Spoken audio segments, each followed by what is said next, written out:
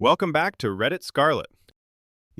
They say that living well is the best revenge. But sometimes, just sometimes, watching the person who stepped all over you finally trip on their own shoelaces is even better. Today, we are looking at 3 people who were pushed to their limits. We have a man who was so crippled by his own insecurity that he was genuinely prepared to hand his girlfriend over to his brother because he felt unworthy. We have a teacher with a hearing disability who was bullied out of her position by a scummy boss and a backstabbing colleague, only to watch them both drown in the very work they stole from her. And finally, we have a woman who spent 4 years waiting for a ring, only to realize she was being used as a placeholder. These stories aren't just about drama. They are about the moment the scales finally balance. Grab your headphones, get comfortable, and let's dive into the Reddit archives. Our first story today is one that actually hurts to read at first. It's a story about a young man who is his own worst enemy. Our narrator is 21 years old. He's been dating his girlfriend, also 21, for about 7 months. They met at a restaurant where they both worked. Now, right from the jump, OP tells us that they are very different people. He's a bit more reserved, maybe a bit more grounded, while she is a free spirit. But he loved that about her. He felt like being with her opened up his world. He spent those first 7 months genuinely trying to learn about her world, indulging in her interests, and just being a supportive partner. Then came the family introduction.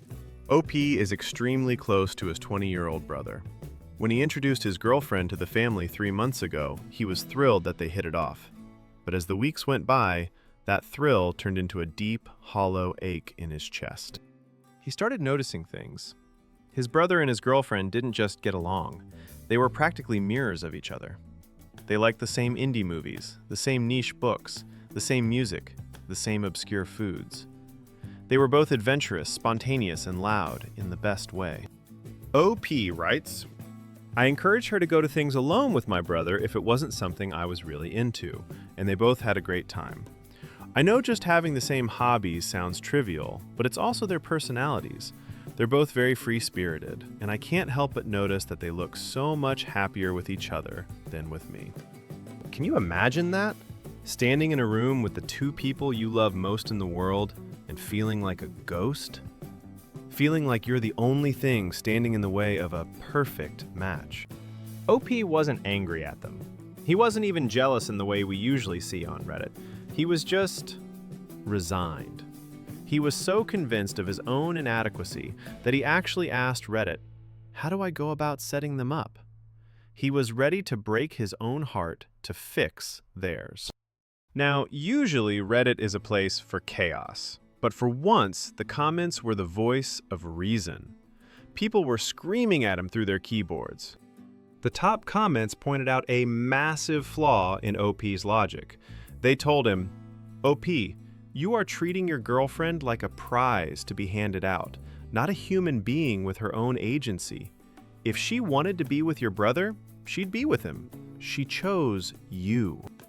Others pointed out that opposites attract for a reason. Maybe the brother and the girlfriend were too similar. Maybe they were both kites that needed OP to be the string holding them to the ground.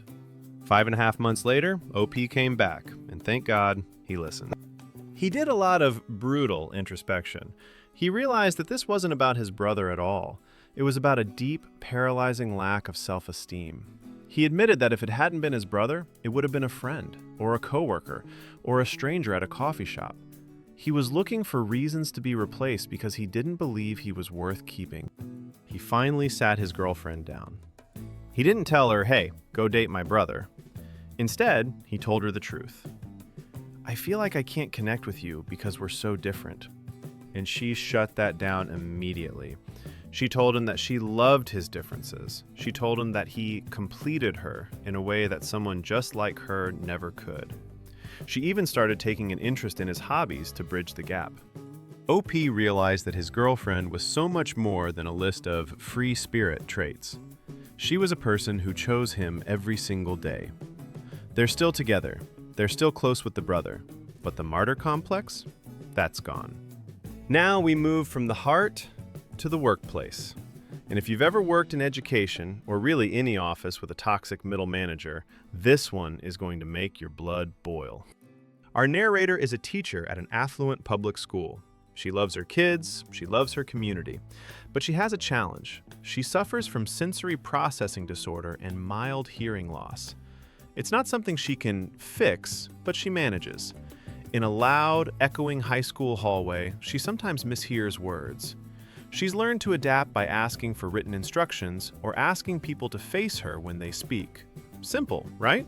Reasonable accommodations? Not for her new boss. It's certainly not for Tenny. Tenny is the school's tennis coach. She's a community favorite, one of those people who has been around forever and feels untouchable. Tenny and the new boss formed a bit of a duo. The new boss started pushing these shady initiatives, legal gray areas where they wanted teachers to only focus on students who were almost passing state tests, to game the data. Because it was legally iffy, the boss refused to put anything in writing. When OP would follow up after meetings to clarify what she missed due to her hearing, the boss would get passively frustrated. She saw OP's disability as a nuisance or a threat to her secret plans. Then came the hallway incident. The new boss shouted a change of plans for an assembly while walking through a crowded, noisy hall. OP heard the word change, but missed the location. She saw Tenny nearby and asked for help. Tenny mumbled a response and kept walking. OP, trying her best, ended up wandering the school with a class of confused students, arriving 5 minutes late. A few weeks later, OP is called into the office. She's being stripped of her leadership position. The reason? Inconsistency and disrespect. The disrespect? Tapping her ear to signal she couldn't hear? The boss actually told her that tapping her ear was aggressive. OP knew she was being railroaded. In the final twist of the knife, a school-wide email announced that Tenny was taking over the leadership position. Tenny, the woman who couldn't be bothered to spend 5 seconds helping a colleague hear an announcement, was now the quote-unquote leader. Now here is where it gets good. The leadership position came with a $1,500 annual stipend. Tenny thought she was getting a raise for doing nothing. She didn't realize that OP had been doing the work of 3 people behind the scenes.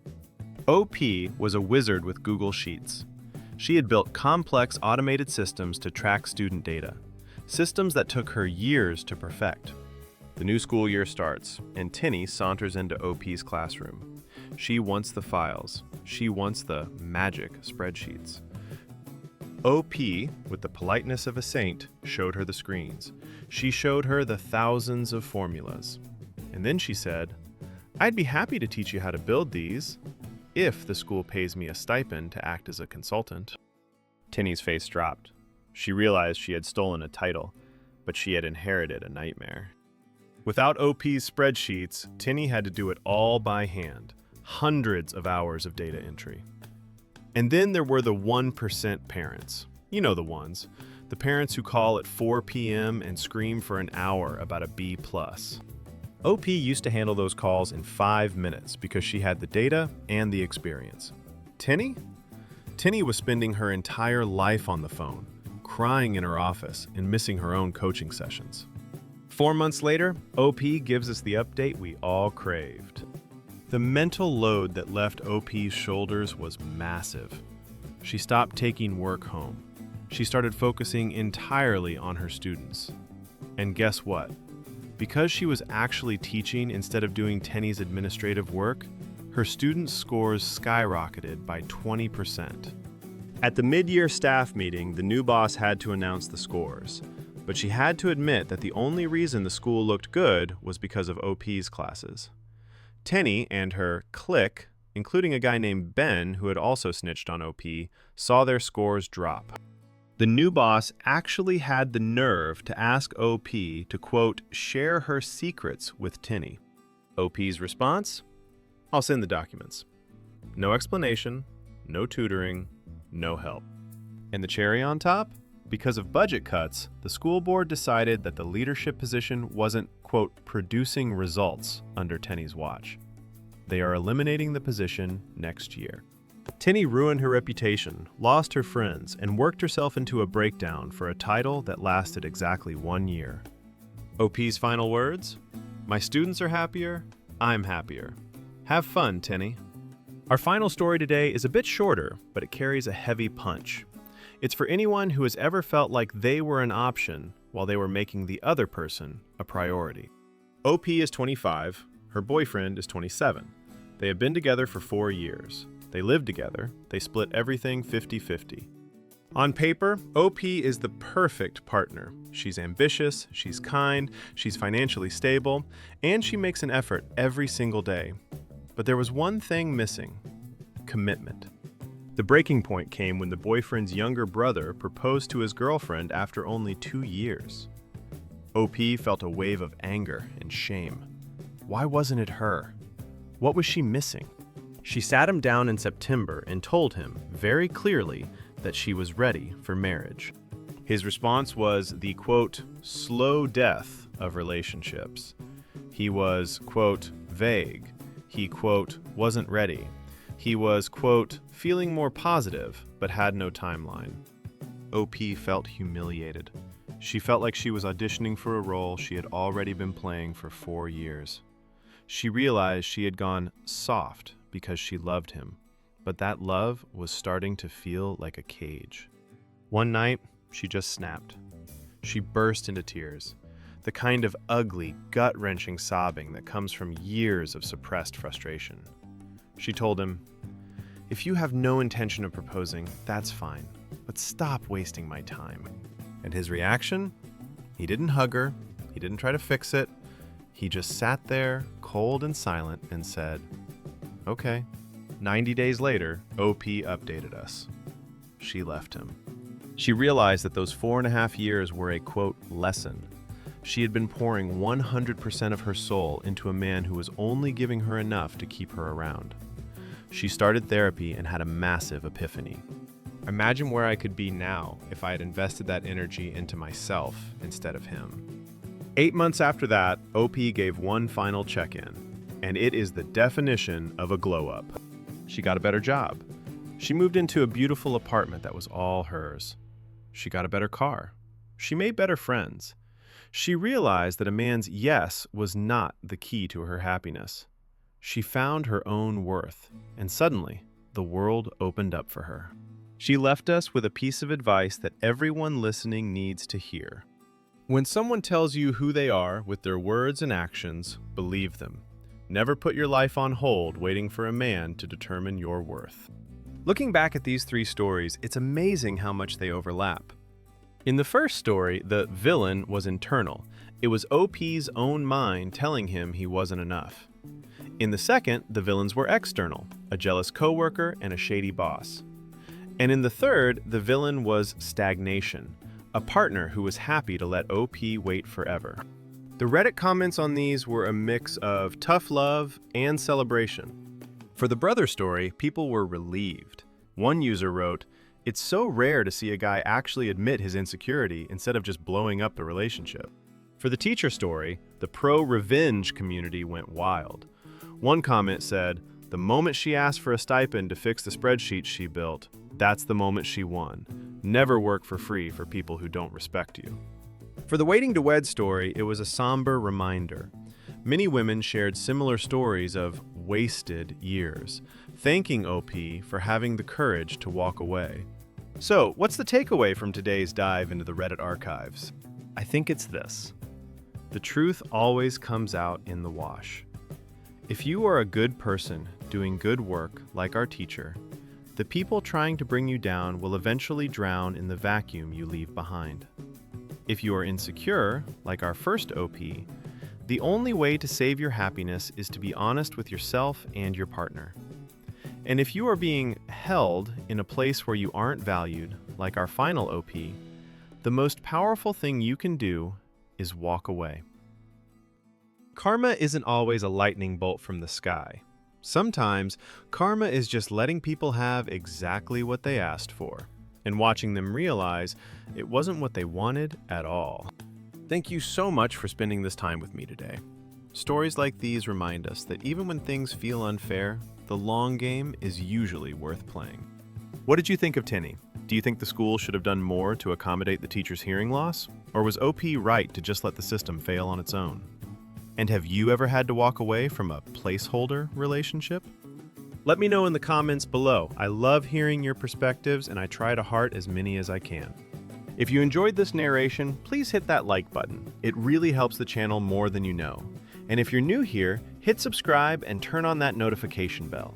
We've got new Reddit stories, updates, and deep dives coming your way every single week. I'm Redditscarlet, and I'll see you in the next story.